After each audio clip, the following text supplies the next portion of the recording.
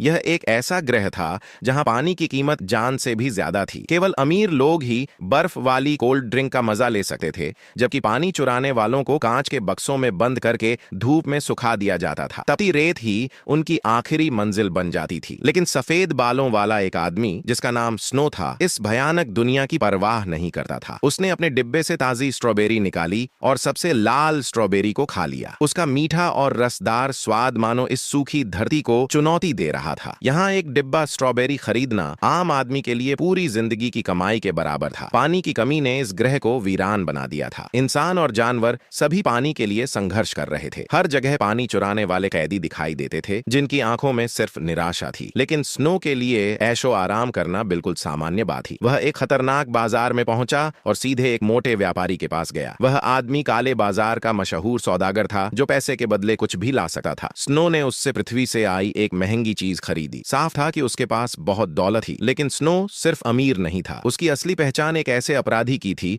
जिस पर 2000 टन पानी का इनाम रखा गया था। फिर भी वह अपनी पहचान छिपाने की कोशिश नहीं करता था। कुछ ही देर बाद 3 इनामी शिकारी उसे पहचान लेते हैं। लड़ाई शुरू हो जाती है। लड़ाई में स्नो का एक हाथ टूट जाता है। दुश्मन संख्या में ज्यादा थे। तभी एक रहस्यमयी महिला पीछे से आकर एक गुंडे के तंत्रिका तंत्र पर वार करती है और उसकी जान बचा लेती है। महिला बताती है कि उसे बस यह पसंद नहीं कि कई लोग मिलकर एक आदमी पर हमला करें। स्नो उसका शुक्रिया मानता है और अपने टूटे हाथ पर पट्टी बांध लेता है, मानो ऐसी चोटें उसके लिए आम बात हो। असल में स्नो ने यह सब जानबूझकर किया था। वह छिपे हुए दुश्मनों को सामने लाना चाहता था। बाद में वह एक विशाल कंकाल की छाया में आराम कर रहा था। तभी वही महिला फिर उसके पास आ जाती है। वह उसके साथ सफर करना चाहती थी। स्नो को उस पर पूरा भरोसा नहीं था, लेकिन उसने उसकी जान बचाई थी। ऊपर से दिन की धूप इतनी खतरनाक थी कि इंसान की चमड़ी तक जल सकती थी, इसलिए वह उसे अपने साथ रहने की अनुमति दे देता है। रास्ते में पता चलता है कि स्नो के शरीर में अद्भुत पुनर्जनन शक्ति है। कितनी भी गंभीर चोट क्यों न हो, वह एक हफ्ते में ठीक हो जाती है। महिला पृथ्वी की केंद्रीय खुफिया एजेंसी के लिए काम करती थी और वह स्नो को पृथ्वी चलने का निमंत्रण देती है। स्नो तुरंत जवाब नहीं देता। वह पहले उस पर भरोसा करना चाहता था, इसलिए वह उसे अपने गुप्त ठिकाने पर ले जाता है। एक छिपे हुए दरवाजे से अंदर जाने के बाद